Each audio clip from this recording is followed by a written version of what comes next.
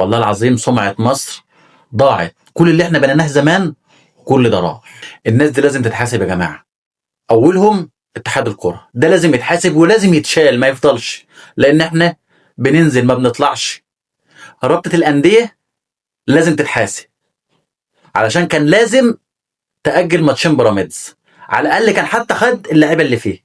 لكن بنظامنا كده يا جماعة احنا كده بنضيع سمعة الكرة المصرية. سمعة الكرة المصرية ومنتخب مصر مش لعبة. الناس دي يا جماعة لازم تتحاسب. بنحتفل بصدارة المجموعة؟ لا. بنحتفل بالتأهل؟ لا. بنحتفل ان احنا عاملين ماتش كويس؟ برضه لا. امال احنا بنحتفل بايه؟ يا ريت يا جماعة نحترم نفسنا ونحترم اسم مصر، ولو مش هنشارك بشكل صح يبقى نعتذر. كفاية فضايح. اتحاد الكرة جايب لنا كابتن حلمي طولان عنده 76 سنة عشان يدرب الفريق. ما عادش فيه مدربين خلاص، ما عادش فيه اي حاجة.